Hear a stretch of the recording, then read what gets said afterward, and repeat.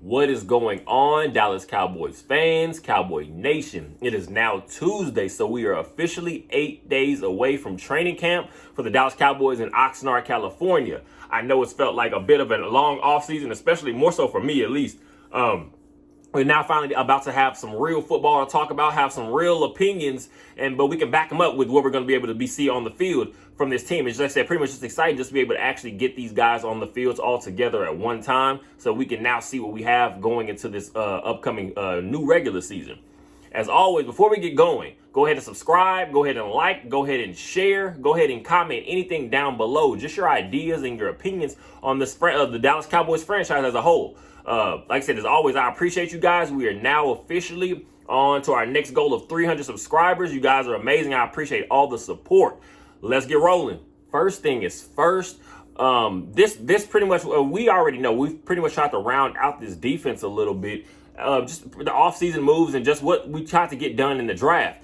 Next up for, I guess I'll look into each position group going into training camp will be the linebacker group. Of course, that is spearheaded by your veteran, I guess we can officially call him at this point, Leighton Vander Esch. We're talking about a guy, goes from a rookie Pro Bowler. His very first season in the NFL, we saw the splash he and a guy like Jalen Smith were making early on in their careers. Of course, we have Leighton Vander Esch. There are issues coming with injuries. There are just consistency. Just at sometimes, one thing you'll finally notice once a guy's body starts to break down, they start to fall off in other aspects of their game, because now you're not able to rely on that athleticism. You're not able to rely on those skills that you are used to just being accustomed to having. And we already knew coming out of Boise State, Leighton Vander Esch had already had neck injuries, but we're kind of seeing ourselves after that first year, maybe he escaped those worries that some people had. But we do see now at this point, Leighton Vander Esch is your I want to say your focal point when it comes to leadership, and just the guy that's been in there the longest. He understands exactly where guys need to be. He can help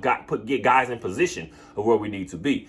Like I said, Leighton Vander Esch, to me, I say it all the time, and I'll say it again. He is that guy that you're cool with being on your team because he is a worker. You know, at least for most parts, he's going to be there. He's going to have himself in the mix more times than not. And we saw a lot last year. There were times in pass coverage. I don't view him as the best pass coverage linebacker or anything in the league or anything like that. But last year we did see a few leaps he did take at just being serviceable when it comes to the pass, against the passing game. Because we do know when you have athletes like a Micah Parsons, you have athletes again just alongside that D line alone, we're going to get some pressure. Sometimes we just need those guys to be able to hold down the middle of the field at certain times. And Leighton Vander Esch showed he could do that on a few occasions last year. Last couple seasons, we have seen Leighton Vander Esch show that he can be, again, I guess, just that available player. And we all know, of course, that's the most important thing to a team, your availability. I think a couple seasons ago, playing 16 out of a possible 17 games, at least starting. Last season, he started the 14 games that he was able to play in. So we just need a guy like that to just show consistency, just in staying healthy. Because, and of course, some of that stuff is just bad luck. Some of it is just inopportune, just unfortunate events happening. But if we can keep Leighton Vander Esch healthy, he can be that veteran leader that we're looking for in the linebacker group. I believe last season he has 90 total tackles, 54 solo tackles, 4 tackles for a loss, I believe a forced fumble also. So if Leighton Vander Esch can just be that, just consistent, just again, I'm personally not looking for a defensive player of the year, anything type momentum or impact from him. But we just need that guy that's going to pretty much be able to shore things up alongside some of the other younger guys that we do have coming up in this linebacker group, pretty much. A guy I'm going to say is going to be your most important, and I'll explain why, but I'll say your most important linebacker going into next season will be Damone Clark out of LSU, drafted in 2022 and in the 5th round by the Dallas Cowboys. And it's not too far after he is discovered he does have an injury. So he's having to get spinal fusion surgery in March of 2022. So now, being a little more than a year removed from that injury, now you're going to hope to be able to see a Damone Clark with less hesitancy, with just more reckless abandon. Again, because we're talking about playing the linebacker position. That is one of the most positions where you're going to have physicality almost pretty much every single play. Minor car crashes, if you will, I guess the way to describe it. So you cannot play linebacker and be hesitant. Cannot play linebacker without going full full speed pretty much as you can. And again, we're also talking about playing opposite, or I mean, not or opposite, or next to a guy like Leighton Vander Esch, who does also have a little of injury history, I guess you want to call it. But the number one thing is, like I said, Damone Clark is going to be more important just because now you're having to say, we're a little thin and depleted when it comes to the top of this linebacker group. Once you get past your top two guys, now there's a lot of things thrown up in the air, and it's again a lot of confusion because you're just looking for consistent players that are going to be able to contribute every single week. I believe Damone Clark has that capability because, as you did see, as the season went on, it felt like he got more and more comfortable. You could see there were. Now, what I will say is you didn't get that same impact that what I was watching, and not even highlights, because you have to be careful watching players' highlights. Highlights are meant to show you everything that they can do. It doesn't tell you how often they actually do it or what they are their flaws to their game. So you have to watch everything, and just watching his film in general. Damone Clark is an athlete. He can make these plays. He can make these flash plays. You can't put a guy like that in a box and just kind of keep him just in one position, but you did see him get a little bit more comfortable as the season went on. Damone Clark in his rookie year was able to start 5 games out of 10 that he appeared in. We're talking about 47 total tackles, 29 solo tackles, 2 forced fumbles, a tackle for loss. So he does have some playing ability, and I think again, like I said, he showed it as he got more comfortable. Don't even take it back to just the player that you saw in LSU. His final year at LSU plays in 12 games, 135 tackles. We're talking about 5.5 sacks. We're talking about 2 interceptions, I believe. We're talking about 15.5 tackles for losses. Again, it can just continue to go. It just shows you this guy has some real playmaker ability, and I feel like this is the year for him to actually be able to show it. A guy that's kind of in a make or break situation for himself, will find himself in a make or break situation this offseason, will be Jabril Cox. We're talking about his 3rd year, I believe, out of LSU. Now he's going to have, well, out of being drafted from LSU, he was meant to be one of those versatile guys for this linebacker group a few years ago, and we're expecting some flash plays from him. And I guess you want to say his rookie year, you end up seeing the big tackle he makes in the Giants game. And what happens? Tears his ACL right then. It's not one of those things that nowadays, the ACL injury is not career threatening. It's not anything that's going to end you, but you still never know how guys are going to be able to return from it. He also comes back, and then again, he re-hurts it again last season against the Vikings in a Vikings game. So you are just, that's kind of unfortunate events. But the only thing I feel will save a Jabril Cox, and we're talking about roster spots and things like that, and getting possible just reps and playing time, will be that we are still a little thin, and there's a lot of uncertainty when you get past the top few guys. So now Jabril Cox, can he show and make some flashes, some splash plays during this training camp and preseason? Because that's his calling card. I don't want to say he's in a situation now where you're going to really be having to rely on him. And I'll say more so because the way that Dan Quinn runs his defense. We run a lot of big nickel. We run a lot of just formations where you now see a lot of Donovan Wilson. You see a lot of Jaron Curse. You see these guys be able to play a little bit more of the linebacker position in certain formations and certain schemes against certain teams.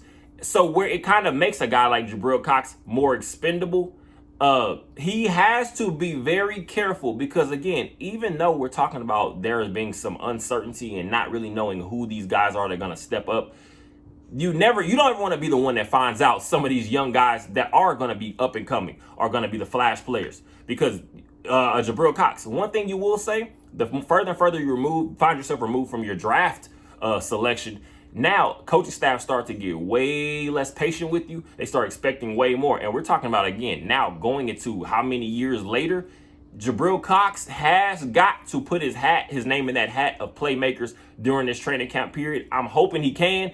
I'm not going to bank on it, but we will see. It's going to be very interesting just to see him be a part of some of these battles. Being a Texas Longhorns fan like I am, this guy is very, very exciting to me. And I just want to see exactly what he's going to be able to do getting out there around the rest of the veterans. DeMarvion Overshown, linebacker out of University of Texas. We took him in the third round with the 90th overall pick. This is a guy that is going to be a flash player, and I'm going to say flash because he plays at full speed. He's a dart, I guess if you want to call it that. He's a dart. When you watch him in the run game, when you watch him just moving around the field, he's a dart. He loves to fly around. The thing I will say I want to see him actually be able to put together is Now, if you're going to be a linebacker in the NFL, you're going to have to get a little bit more physical at the point of attack because we're talking about these 310-pound linemen that are going to be weighing on you a lot of times. You're coming at these guards, you're coming at these centers, you're coming at some of these tackles on certain plays. You're going to have to show that you can get off of these tackles. You're going to have to show that you can disengage because DeMarvion Overshown, he is a little light. I'm talking about in weight when it comes to playing the linebacker position. But Dan Quinn loves to move guys around. So I don't want to compare him to a J-Ron Curse because, again, there are some things that are going to have to be worked around. We'll see what he can actually do. But he is that guy that I can see be moved around like a J-Ron Curse, more so around the linebacker position because, again, sometimes the way you want to use a DeMarvion Overshown, use him as a blitzer. Use him as a guy to cut those gaps. Use him as an outside rusher at certain times because I feel like I guess you want to say a lighter version of what Micah Parsons is. Of course, you know how versatile he is. But you're going to want to get an athlete like DeMarvion Overshown in space and just let him make some plays. Like I said, what I want to make sure he actually gets better at, you want to see him add a little bit more muscle because now we're talking about the physicality at the college level is nothing compared to the NFL level. Also, like I said, when you're talking about you want to be able to see him disengage and get off of blocks. That's what I'm going to be more interested in seeing. But it's very exciting just for having a guy that does have some of these different skill sets that everyone in the rest of the group doesn't have. We're talking about a guy coming into the University of Texas, comes in as a highly recruited, high-level safety. Of course, Texas Longhorns have so many up and down seasons, so what comes with that? Coaching changes.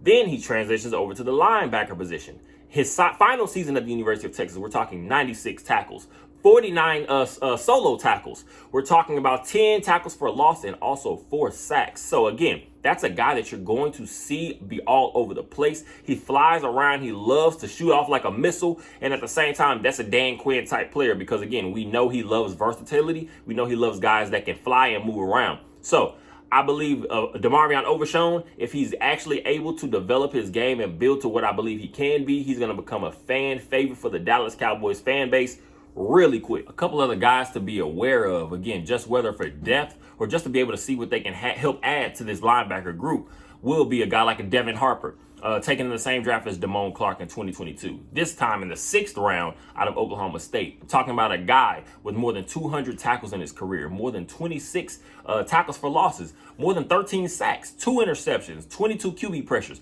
So those are things that he's done at his career at Oklahoma State. So he was not able to really touch the field much at all last year. You're going to hope that these are one of these players, again, that can just take a leap, whether it's in health, whether, again, just actually putting the game together. Because now once you start getting in year 2, 3, 4, that's where you're hoping that the game slows down a little bit for players like this.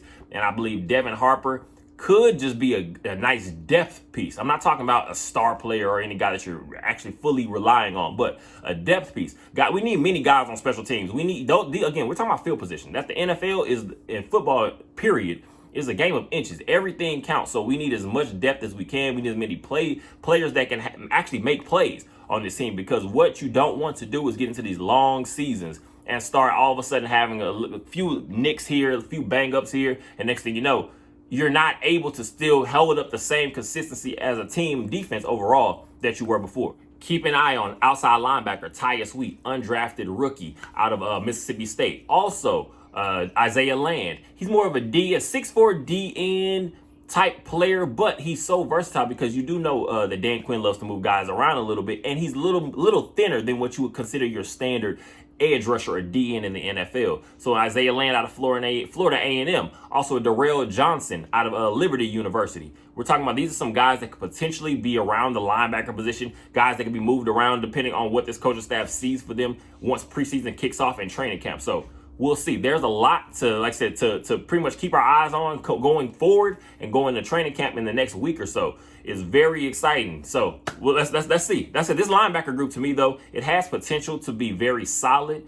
We just are going to have to pretty much have some guys actually step up. That's the biggest thing I'm gonna say is what we're pretty much are going to have to bank on. Once again, training camp for the Dallas Cowboys will kick off on July 26th in Oxnard, California. So 8 days away, not too far at all. We have a lot of young guys that are going to be looking to make a splash, I guess, just going into training camp and also going into these first preseason games, because that's where you make a name for yourself. We're talking about special teams depth. We're talking about guys that are just going to be able just to be players that that Dan Quinn and the rest of his coach staff can just throw in if we possibly need them at any point. So let's see how it goes. I appreciate you guys as always. Like I said, training camp is real close. Go ahead and subscribe. Go ahead and share. Go ahead and like. Go ahead and comment down below in the comment section. Anything, just your views on this franchise going forward. I appreciate you guys as always. You're amazing. Enjoy the rest of your week and go Cowboys.